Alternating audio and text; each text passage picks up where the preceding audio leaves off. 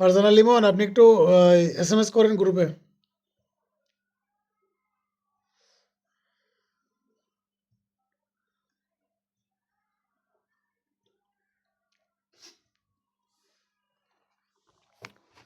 ফারজানা আপু কি record class করছিলেন?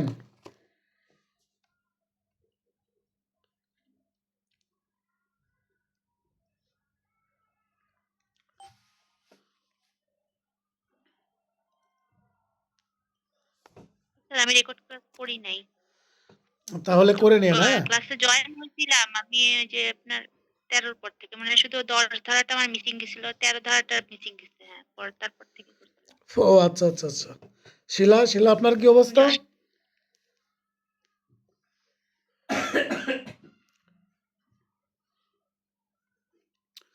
শিলা শুনতে পাচ্ছেন? হ্যাঁ, হ্যাঁ, করি নাই।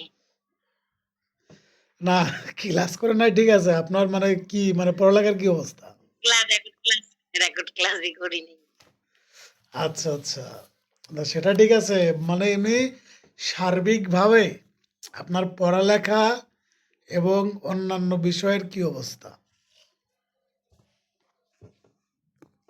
পড়ালেখা একটু গ্যাপ গেছে। আহ, আর বাকি সবকিছু ওকে। যাক মাশাআল্লাহ।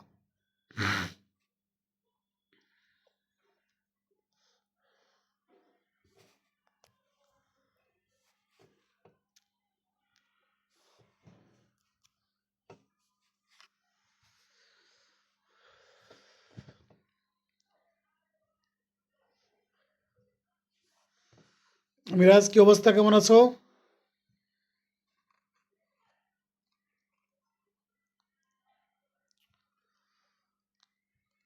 আসসালামু আলাইকুম ভাই, ভালো আছেন? ওয়ালাইকুম আসসালাম, ভালো আছি। আছো কোথায়?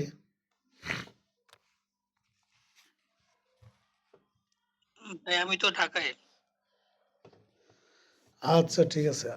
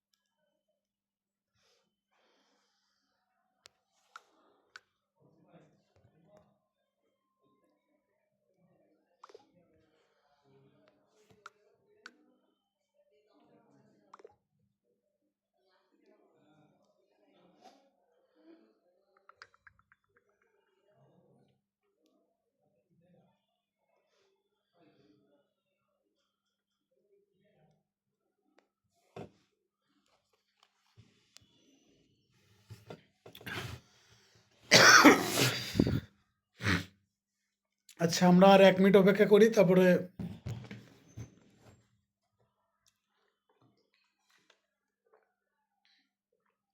ক্লাস শুরু করব।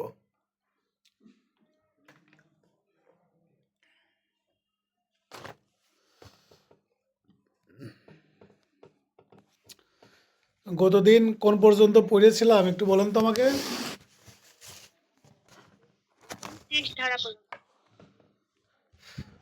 19 ধারা হচ্ছে 19 আর হচ্ছে 29 পড়িয়েছিলাম লাস্ট।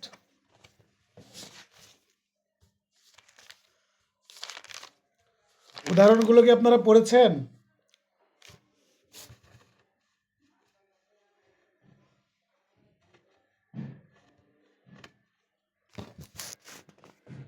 কোন সাবজেক্ট? সুনির্দিষ্ট প্রতিকার আইন।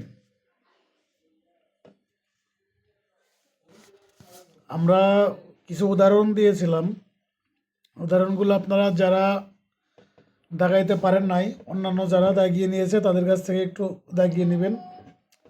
আর হচ্ছে এই আমরা 20 ধারা থেকে শুরু করব। 20 ধারার টাইটেলে যাবেন। টাইটেলটা পড়বেন হচ্ছে ক্ষতিপূরণ নির্ধারণ সুনির্দিষ্ট কার্য সম্পাদনের প্রতিবন্ধক নয়। এই ক্ষতিপূরণের জায়গা খেসারত আসতে পারে। আর হচ্ছে আপনার এই ইংরেজি যে টাইটেলটা আছে, ইংরেজি টাইটেলটা পড়বেন। তাহলে এখান থেকে আপনারা প্রশ্ন আসবে 2টা, একটা হচ্ছে ইংরেজি টাইটেল আর একটা হচ্ছে Bangla title. Liquidations of damage not a bar to specific performance. এই যে কোনো একটা চুক্তির ক্ষতিপূরণ দেওয়া, এই ক্ষতিপূরণ নির্ধারণ করা, এটা হচ্ছে সুনির্দিষ্ট কার্য সম্পাদনের আপনার প্রতিবন্ধকতা নয়। এখানে সুনির্দিষ্ট কার্য সম্পাদন বলতে কি বোঝাচ্ছে? চুক্তির সুনির্দিষ্ট কার্য সম্পাদন।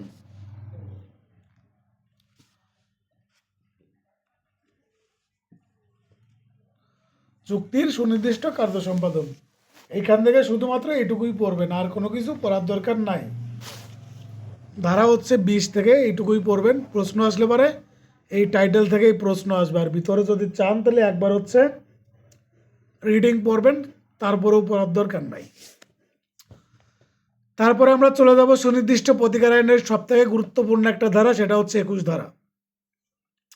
21 ধারাতে বলতে যে চুক্তিসমূহ সুনির্দিষ্টভাবে কার্যকর করা যায় না। কতকগুলো চুক্তি আছে যে চুক্তিগুলো সুনির্দিষ্টভাবে কার্য সম্পাদন করা যায় না।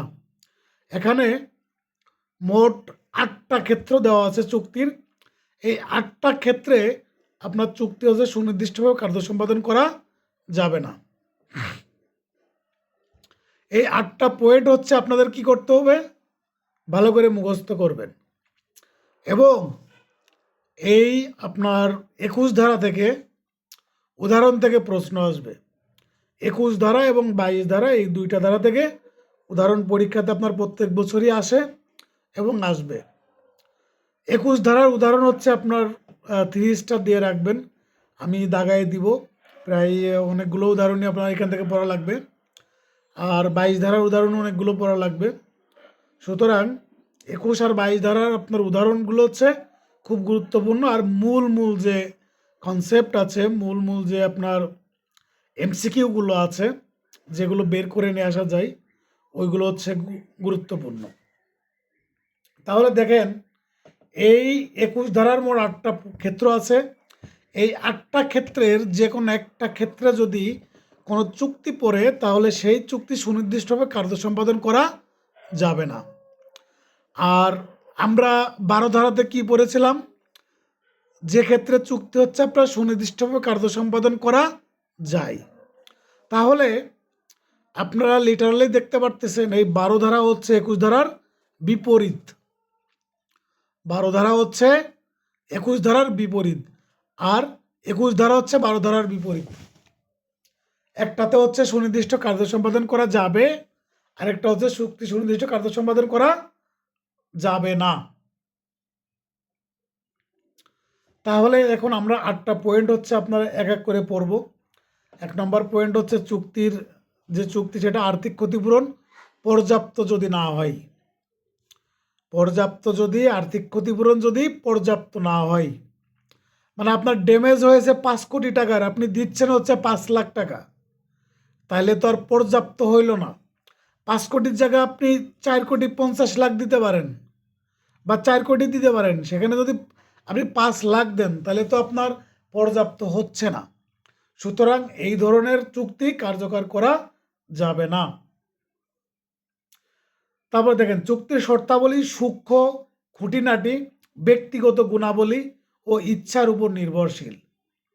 ব্যক্তিগত গুণাবলী বলতে কি বোঝায়?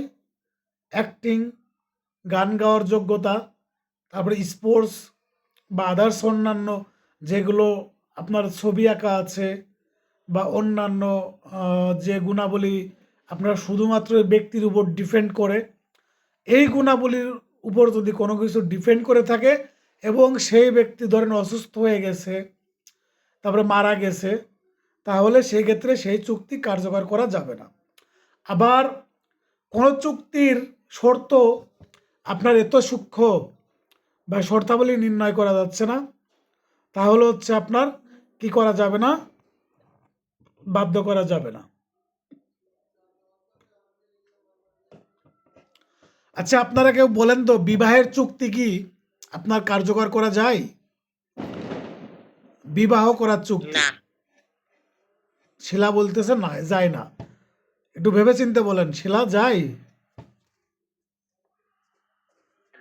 যায় না শুনতে পাইনি আবার। বলছি কি না যায় না আচ্ছা, আর কেউ বলবেন?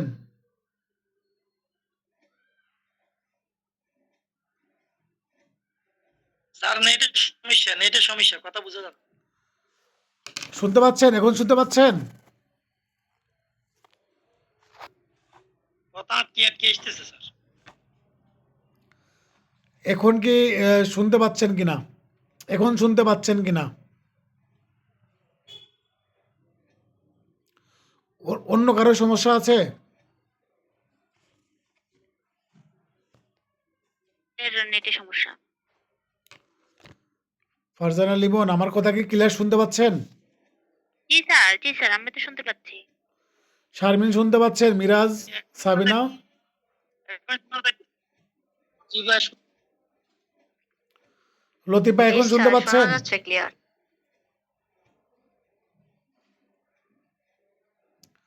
আচ্ছা, আমি বলছিলাম যে বিবাহ করার চুক্তি এটা কি কার্যকর করা যায়?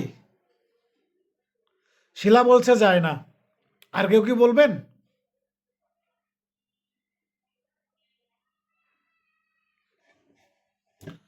মিরাজ বলতেছে সাউন্ড ক্লিয়ার আছে। আচ্ছা, এই বিবাহ করার চুক্তি বলবৎ করা যায় কি না, এটা আপনারা শুধুমাত্র শিলা বলছে, আপনারা কিন্তু আর কেউ বলেন নাই। আমি আর একটু সহজ করে দিই, এক্সপ্লেন করি।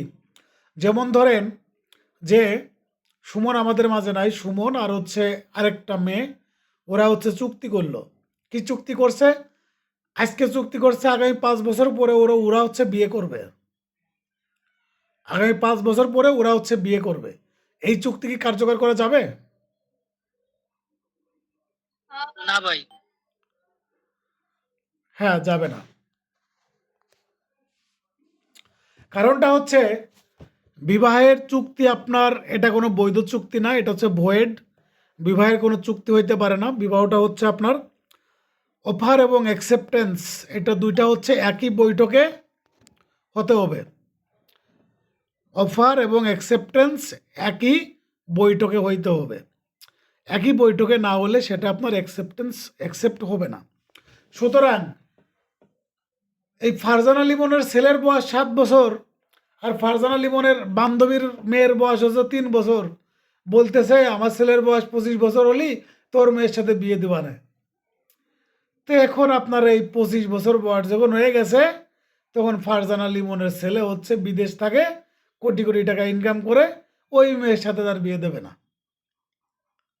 এখন বিয়ে দেবে না, এখন ওই ফারজানা লিমনের বান্ধবী কোর্টে গেছে মামলা করতে, যে না ও বলছিল, ও চুক্তি করেছে আমার সাথে যে ওর ছেলেকে আমার মেয়ের সাথেই বিয়ে দেবে। তা এই মামলা গ্রহণীয় নয়, এই মামলা খারিজ হয়ে যাবে। সুতরাং বিবাহের চুক্তি আপনার কার্যকর করা যায় না। তারপর দেখেন 3 নাম্বার শর্তে বা 3 নাম্বার ক্ষেত্র, যে ক্ষেত্রে চুক্তি সুনির্দিষ্টভাবে কার্যকর করা যাবে না, যেখানে চুক্তির শর্তাবলী আদালত নির্ণয় করতে পারে না।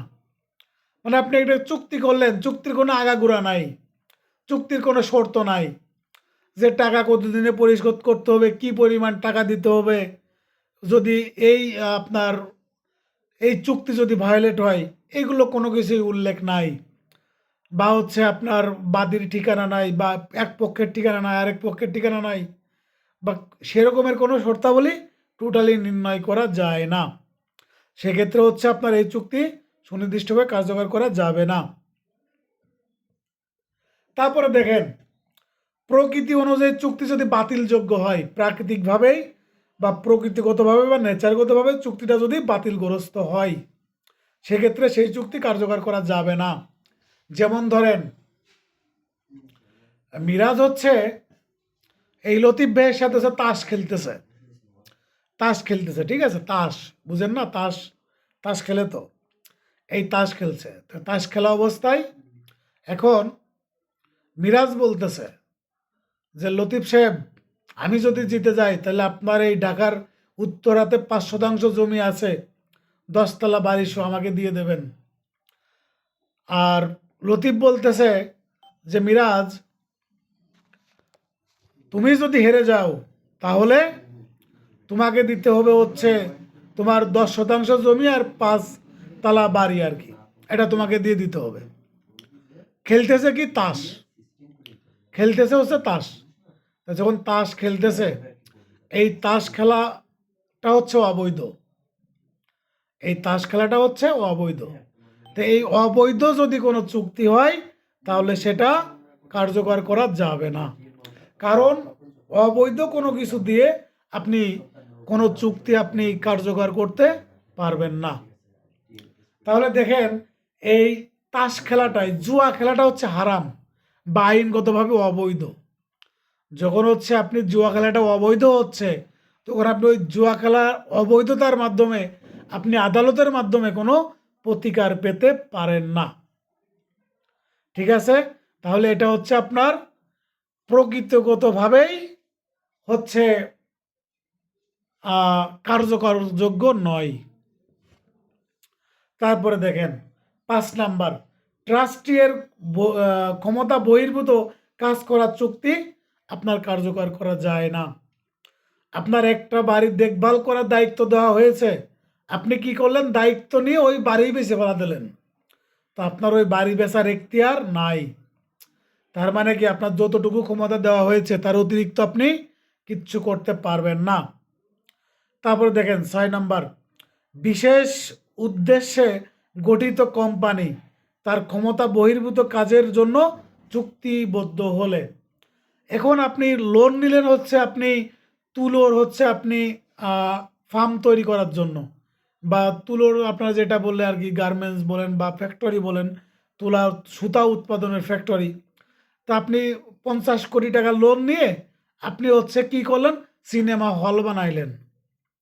তা আপনি নিলেন হচ্ছে, ঋণ নিলেন হচ্ছে আপনি সুতার কারখানা বানানোর জন্য, কিন্তু আপনি বানাইলেন কি সিনেমা হল। বাংলাদেশের সবচাইতে বড় হচ্ছে আপনার সিনেমা হলের নাম কি বলেন তো? যশোর মণিহার সিনেমা হল, যশোর মণিহার সিনেমা হল। তো এখন যে উদ্দেশ্যে আপনি চুক্তি করলেন, সেই উদ্দেশ্য বহির্ভূত যদি কোনো কিছু করেন, তাহলে সেই চুক্তি কার্যকর করা যাবে না। তারপরে দেখেন, যে চুক্তি সম্পাদন করতে একটানা 3 বছর কাজ করা লাগে, যে চুক্তি সম্পাদন করতে একটানা 3 বছর কাজ করা লাগে, ওই চুক্তি কার্যকর করা যাবে না। শুধুমাত্র এই লাইনটাকে এইখান থেকে আপনারা পড়ে রাখবেন যে 1 বছর একটানা কয় বছর, 2 বছর না, 5 বছর না, 3 বছর।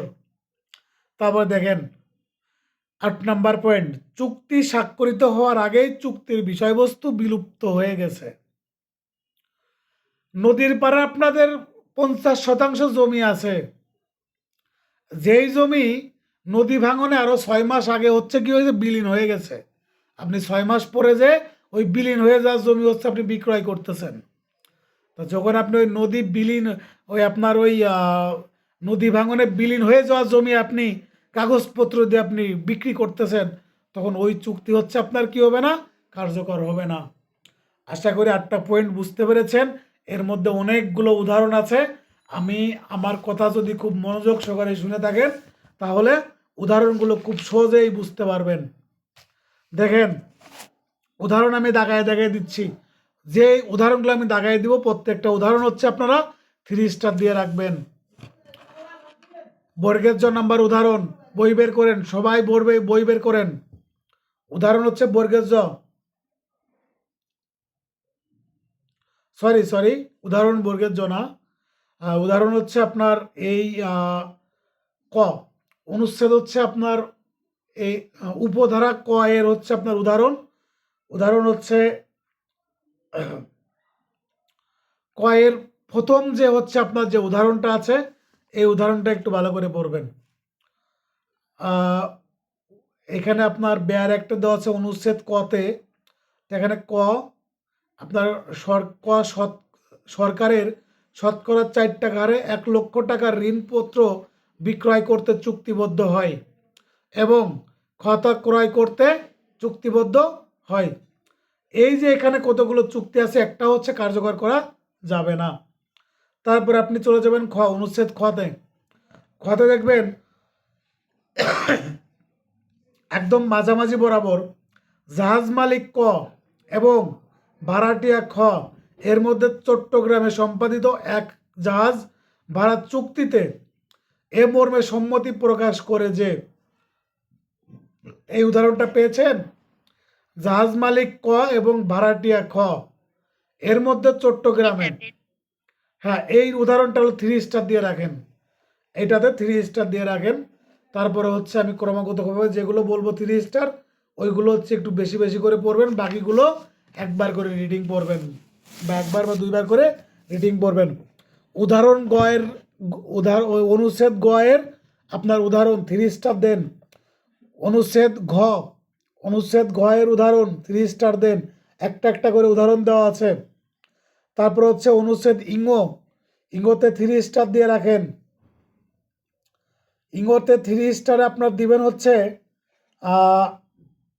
এই লাস্টের হচ্ছে আগেরটা, মানে মাঝের যে উদাহরণটা দেওয়া আছে, ওই উদাহরণটা হচ্ছে 3 স্টার দিয়ে রাখবেন। ওই উদাহরণটা 3 স্টার দিবেন। আর হচ্ছে নিচেরটা, একদম নিচেরটা, তাহলে উপরেরটা হচ্ছে আপনার দরকার নাই। তাহলে একদম লাস্টের যে 2টা উদাহরণ আছে, 2টা উদাহরণ 3 স্টার দিয়ে রাখবেন। আমি আগেই বলেছি আপনাদের সবথেকে বেশি উদাহরণ পড়া লাগবে হচ্ছে 21 ধারা এবং 22 ধারা থেকে, এবং 21 আর 22 আর হচ্ছে আপনার 39, 42, 12 ধারা, 11 ধারা, 13 ধারা, এই কয়টা ধারা থেকে হচ্ছে আপনার উদাহরণ বারবার পরীক্ষাতে আসবে। আর হচ্ছে 54, 55, মাত্র এই কয়টা ধারার উদাহরণ পড়লে আপনারা এসআর অ্যাক্টের যত প্রবলেমেটিক প্রশ্ন আছে সবগুলোর উত্তর করতে পারবেন এমসিকিউতে এবং লিখিততে। সুতরাং আমি কিন্তু খুব বেশি ধারার উদাহরণ আপনাদের দিই নাই, বলিও নাই। ঘোরায় পেঁচায় এই ধারাগুলো থেকেই উদাহরণ আপনাদের বারবার পরীক্ষাতে আসবে। তাহলে ইগনোর এটা বললাম। আর একটা লাস্টে বললাম হচ্ছে চ, অনুচ্ছেদ হচ্ছে চ, অনুচ্ছেদ চ এর যে উদাহরণগুলো আছে, আর লাস্টে আপনার আর একটা উদাহরণ পড়বেন, সেটা হচ্ছে উদাহরণ অনুচ্ছেদ বর্গের জয়ের উদাহরণ, অনুচ্ছেদ বর্গের জয়ের উদাহরণ, একদম লাস্টের যে উদাহরণটা আছে ওইটা। তাহলে এইগুলো হচ্ছে আপনারা এখান থেকে উদাহরণ পড়বেন। আর এই উপরে হচ্ছে মোট 8টা ক্ষেত্র আছে, যে 8টা ক্ষেত্রে হচ্ছে আপনার চুক্তির সুনির্দিষ্ট কার্য সম্পাদন করা যায় না। আর 12 ধারাতে 4টা ক্ষেত্র আছে, যে ক্ষেত্রে চুক্তির সুনির্দিষ্ট কার্য সম্পাদন করা যাবে। এখন কথা হচ্ছে, আমরা কিন্তু আগেই বলেছিলাম যে 12 ধারার বিপরীত হচ্ছে 21 ধারা, আর 21-এ হচ্ছে 8টা পয়েন্ট, আর 12-তে হচ্ছে 4টা পয়েন্ট। বিপরীত মানে বিপরীত, দেখছেন একদম কিন্তু পুরোটাই বিপরীত। এখন এই 21 ধারার আদেশ প্রদান করা বিচারকের জন্য ডিসক্রিশনারি পাওয়ার, এইটা মান্য করা বিচারকের উপর বাধ্যবাধকতা নাই, বিচারককে বাধ্য করা যাবে না, এটা ডিসাইড করবে বিচারক। এই এখতিয়ার হচ্ছে বিচারকের আছে, অন্য কোনো ব্যক্তির নাই। সুতরাং এই হচ্ছে আপনার চুক্তিটা কার্যকর করবে কি করবে না, এই গ্রাউন্ডটা সাধারণত বিচারক হচ্ছে করবে না, তবে বিচারকের উপর বাধ্যকর করা যাবে না। আপনারা জানেন বা আমি এর আগেও বলেছি যে কোর্ট হচ্ছে আপনার পুরোটাই হচ্ছে কতকগুলো ক্ষেত্র ব্যতীত বাকি সব ক্ষেত্রে হচ্ছে কোর্ট হচ্ছে তার ডিসক্রিশনারি পাওয়ার এক্সারসাইজ করে থাকে। তারপর দেখেন আমরা 21-এর কতে চলে যাব। 21-এর কতে বলতেছে অরেজিস্ট্রিকৃত বিক্রয় চুক্তি সুনির্দিষ্টভাবে কার্যকর করা যায় না। তাহলে এখানে অরেজিস্ট্রিকৃত বিক্রয় চুক্তি সুনির্দিষ্টভাবে কার্যকর করা যাবে না। লিখিত চুক্তি এবং রেজিস্ট্রেশন অ্যাক্ট অনুযায়ী যদি রেজিস্ট্রিকৃত না হয় তাহলে কার্যকর করা যাবে না। এবং আপনি একটা চুক্তি করলেন, চুক্তি করে টোটাল চুক্তির অ্যামাউন্টের টাকা দিবেন হচ্ছে আপনি 100 লক্ষ টাকা, মানে 1 কোটি টাকা, আপনি দিচ্ছেন হচ্ছে 70 লক্ষ টাকা দিচ্ছেন, আর 30 লাখ টাকা দেন নাই, 30 লাখ টাকা পরিশোধ না করা পর্যন্ত আপনি চুক্তির সুনির্দিষ্ট কার্য সম্পাদন করতে বাধ্য করতে পারবেন না। এই দুইটা গ্রাউন্ডে হচ্ছে আপনার কি করা যাবে, চুক্তি অরেজিস্ট্রিকৃত চুক্তিসমূহ সুনির্দিষ্টভাবে কার্যকর সম্পাদন করা যাবে না। তাহলে আপনার চুক্তি রেজিস্ট্রিকৃত হলে সুনির্দিষ্টভাবে কার্য সম্পাদন করা যাবে। কোন কোন ক্ষেত্রে যাবে, চুক্তি যদি লিখিত হয় রেজিস্ট্রেশন অ্যাক্ট অনুযায়ী, রেজিস্ট্রেশন অ্যাক্ট হচ্ছে 1908, এই অনুযায়ী যদি চুক্তি যদি রেজিস্ট্রিকৃত হয়, আর যদি চুক্তির যে অবশিষ্ট মূল্য আছে এই মূল্যটা যদি পরিশোধ করে তাহলে হচ্ছে সুনির্দিষ্ট কার্য সম্পাদন করা যাবে। এটা হচ্ছে 21-এর ক। 21-এর ক ধারা হচ্ছে গুরুত্বপূর্ণ, খুবই গুরুত্বপূর্ণ, এটা খুবই কম পড়া কিন্তু গুরুত্বপূর্ণ। তারপরে আমরা চলে যাব হচ্ছে আপনার একটা গুরুত্বপূর্ণ ধারাতে, সেটা হচ্ছে আপনার 22 ধারা। 22 ধারাতে বলতেছে যে discretion as to decreasing specific performance, সুনির্দিষ্ট কার্য সম্পাদনের ডিগ্রি প্রদানের ক্ষেত্রে আদালতের বিবেচনামূলক ক্ষমতা, সুনির্দিষ্ট কার্য সম্পাদনের ডিগ্রি প্রদানের ক্ষেত্রে আদালতের বিবেচনামূলক ক্ষমতা। এই ধারার সাথে আপনাদের কনফিউশন বাধ্য হচ্ছে 12 ধারা, 12 ধারার টাইটেল আর হচ্ছে 22 ধারার টাইটেল, একটু কনফিউশন বেঁধে যাবে। সুতরাং এই 22 ধারার টাইটেল নিয়েও কিন্তু এর আগে আপনার অনেকবার প্রশ্ন আসছে, সুতরাং টাইটেলটাও ভালো করে একটু মুখস্থ করবেন। এখানে হচ্ছে আপনার টোটাল 2টা ক্ষেত্রে হচ্ছে আপনার চুক্তি সুনির্দিষ্ট কার্য সম্পাদনের ডিগ্রি প্রদান করবে না, আর একটা ক্ষেত্রে হচ্ছে আপনার চুক্তি সুনির্দিষ্ট কার্য সম্পাদনের ডিগ্রি প্রদান করবেন। তাহলে 2টা ক্ষেত্রে ডিগ্রি প্রদান করবেন না, একটা ক্ষেত্রে করবেন। তাহলে আপনারা কি উত্তর এখানে কি এমসিকিউ কি পাচ্ছেন, এটা পুরোটাই হচ্ছে আদালতের বিবেচনামূলক ক্ষমতা। এটা হচ্ছে আপনার এই 2টা ক্ষেত্রে ডিগ্রি প্রদান করবে না, একটা ক্ষেত্রে ডিগ্রি প্রদান করবে। দেখেন যেখানে হচ্ছে বাদীকে বিবাদীর উপর একটা অন্যায় সুবিধা দেওয়া হয়েছে, যদিও বাদীর কোনো ভুল বা জালিয়াতি নাই, মানে বাদী কোনো ভুল করে নাই, বাদী কোনো অন্যায় করে নাই, বাদী কোনো জালিয়াতি করে নাই, তারপরে এই চুক্তিটা যদি সম্পাদন করা হয় তাহলে বিবাদীর উপর অন্যায় করা হবে, বিবাদীর উপর অন্যায় করা হবে। শুধুমাত্র এই গ্রাউন্ডসে হচ্ছে বিচারক কি করবেন? চুক্তির সুনির্দিষ্ট কার্য সম্পাদনের ডিগ্রি প্রদান করবেন না। 2 নাম্বারটা দেখেন, যেখানে চুক্তির কার্য সম্পাদন বিবাদীকে অধিক ক্ষতির সম্মুখীন করবে আর কার্য সম্পাদন না করলে বাদীর তেমন কোনো ক্ষতি হবে না। এই যে দেখেন, চুক্তি তো আপনার যখন কার্য সম্পাদনের জন্য আপনার মামলা করবে, এটা অবশ্যই বাদীর পক্ষে নেওয়ার জন্যই করবে। তো এই চুক্তির সুনির্দিষ্ট কার্য সম্পাদনের ডিগ্রি যদি প্রদান না করে, মানে এই চুক্তিটা যদি বলবৎ না করে বা কার্যকর যদি না করে, তাহলে বাদীর কোনো ক্ষতি হবে না। কিন্তু যদি কার্য সম্পাদন করা হয়ে যায় তাহলে বিবাদীর হচ্ছে মারাত্মক রকমের ক্ষতি হবে। সেক্ষেত্রে হচ্ছে ডিগ্রি প্রদান করবেন না। এই 2টা ক্ষেত্রে হচ্ছে করবেন না। একটা হচ্ছে বিবাদীর উপর বাদীর অন্যায় সুবিধা, আর বাদীর কোনো ক্ষতি হবে না কিন্তু বিবাদীর ক্ষতি হয়ে যাবে। এই 2টা গ্রাউন্ডস হচ্ছে আপনার চুক্তির সুনির্দিষ্ট কার্য সম্পাদন করবেন না। আর একটা ক্ষেত্রে করবেন, যে ক্ষেত্রে হচ্ছে এই চুক্তি করা হয়েছে কিন্তু চুক্তির কিছু অংশের কাজ বাদী হচ্ছে সম্পন্ন করেছে, তখন হচ্ছে বিচারক হচ্ছে চুক্তির সুনির্দিষ্ট কার্য সম্পাদন করবেন। এ হচ্ছে আপনার 2টা ক্ষেত্রে করবে না, একটা ক্ষেত্রে করবে। এই মূল কথাগুলোই হচ্ছে আপনার ঘুরায় পেঁচায়ে একদম আপনার 4-5 পৃষ্ঠা করে করে এক বই লিখছে, কিন্তু পড়া হচ্ছে এই 3 লাইনের পড়া। এই 3 লাইনের পড়া হচ্ছে আপনার একদম ডিটেলসে 3-4 পেজ লেখছে আর কি। সো এত পড়ার দরকার নাই। আমি যতটুকু বললাম, যদি আপনারা এইটুক করেই যদি পরীক্ষার হলে মনে রাখতে পারেন, ওইখান থেকে আপনারা পরীক্ষাতে হিউজ পরিমাণে প্রশ্ন কমন পাবেন এবং উত্তর করতে পারবেন। তারপরে দেখেন, এই যে হচ্ছে আপনার এই 22 ধারাতে একটা গুরুত্বপূর্ণ একটা শব্দ আছে, ল্যাটিন টার্ম, সেটা হচ্ছে সোলেটিয়ামস। এটা হচ্ছে আপনার, এর বাংলা হচ্ছে সান্ত্বনা প্রদত্ত ক্ষতিপূরণ। এই যে 2টা ক্ষেত্রে, উপরে যে 2টা ক্ষেত্রে ডিগ্রি প্রদান করবেন না, একটা ক্ষেত্রে করবেন। যে ক্ষেত্রে হচ্ছে ডিগ্রি প্রদান করবে না ওই ক্ষেত্রে হচ্ছে বাদীকে হচ্ছে সান্ত্বনা দেওয়ার জন্য কিছু ক্ষতিপূরণ দেওয়া হবে। ওই ক্ষতিপূরণ দেওয়াটাকেই বলা হচ্ছে সোলেটিয়ামস।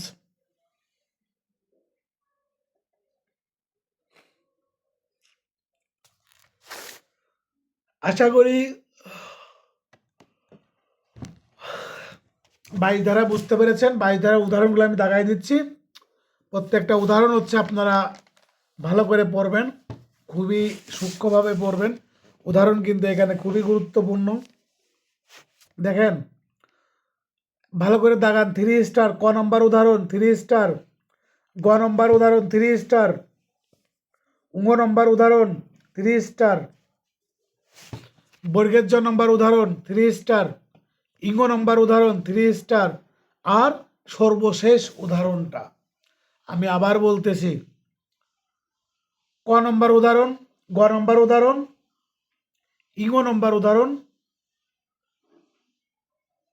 আর হচ্ছে বর্গের জ, ইঙ্গ, আর হচ্ছে একদম লাস্টেরটা, একদম লাস্টের যে উদাহরণটা দেওয়া আছে, যে কয়েকটি রেল কোম্পানির নিকট জমি বিক্রয় করে কোম্পানি তার সুবিধার জন্য কতিপয় নির্দিষ্ট কাজ সম্পন্ন করতে চুক্তিবদ্ধ হয়। কোম্পানির জমি গ্রহণ তা তাদের রেলপথের জন্য ব্যবহার করে কয়ের পক্ষে কাজ সম্পাদন করার চুক্তি সুনির্দিষ্টভাবে পালনের ডিগ্রি অবশ্যই পালন করবে।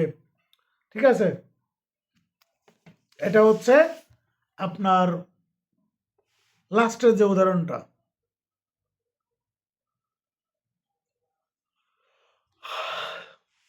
হ্যাঁ, এ হচ্ছে আপনাদের 22 নাম্বারের উদাহরণ, এখান থেকে পড়বেন।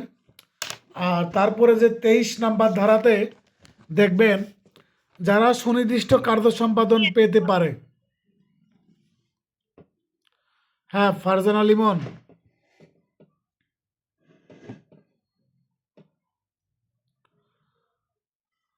স্যার ওই যে চাপ লেগে গেছিল, ও বাচ্চার ডিস্টার্ব করতেছে। আচ্ছা আচ্ছা, দেখেন, যারা সুনির্দিষ্ট কার্য সম্পাদন পেতে পারে, হু মে অবটেন স্পেসিফিক পারফরমেন্স, হু মে অবটেন স্পেসিফিক পারফরমেন্স। আমাদের নরিন আপু ক্লাস করলো না কেন? গত ক্লাসও করে নাই, গত ক্লাস মানে করছিল, আজকে আসে নাই। এখানে টোটাল 8 শ্রেণীর ব্যক্তির কথা বলা আছে, যারা হচ্ছে চুক্তির সুনির্দিষ্ট ডিগ্রি পেতে পারে পার্সন, যেমন যে কোনো পক্ষ, বাদী বিবাদী, তাদের প্রতিনিধি, কোম্পানি, আরও কয়েকজন ব্যক্তির নাম বলা আছে। জাস্ট আপনারা সিরিয়াল একবার করে পড়বেন, আর কিচ্ছু করার দরকার নাই। আর হলে এখান থেকে মনে রাখবেন যে টাইটেলটা মনে রাখবেন, হু মে অবটেন স্পেসিফিক পারফরমেন্স, আর কত শ্রেণীর ব্যক্তির কথা বলা আছে, 8 শ্রেণীর ব্যক্তির কথা বলা আছে। এইটুকু, আর কোনো কিছু দরকার নাই। তারপরে চলে যাবেন হচ্ছে 24 ধারাতে। 24 ধারাতে বলতেছে পার্সোনাল বার টু রিলিফ। পার্সোনাল বার টু রিলিফ। দেখেন, 4 শ্রেণীর ব্যক্তিদের ক্ষেত্রে সুনির্দিষ্ট কার্য সম্পাদন করা যায় না। মোট কত শ্রেণীর ব্যক্তি? 4 শ্রেণীর ব্যক্তির কথা বলা হয়েছে। 23 ধারাতে আমরা দেখলাম যে মোট হচ্ছে 8 শ্রেণীর ব্যক্তি, আর 24 ধারাতে দেখলাম হচ্ছে 4 শ্রেণীর ব্যক্তি।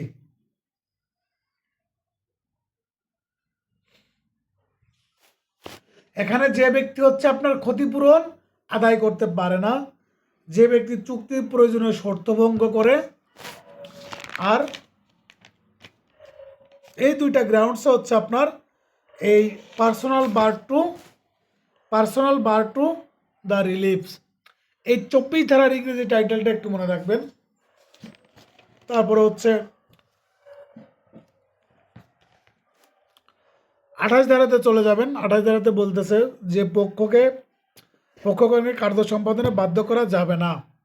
এখানে জাস্ট হচ্ছে একবার রিডিং পড়বেন, ভিতরে পড়ার দরকার নাই। আর 23, 27, 28, 24 এই ধারাগুলোর টাইটেলগুলো একটু ভালো করে পড়বেন।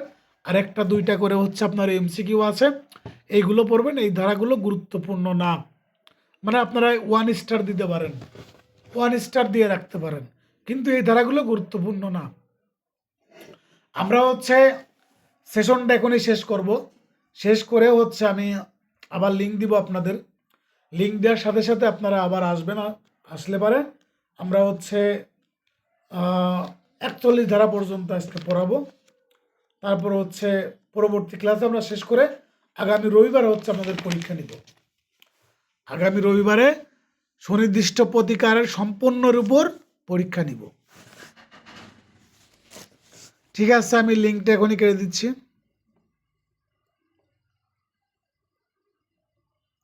দ্রুত আসবেন।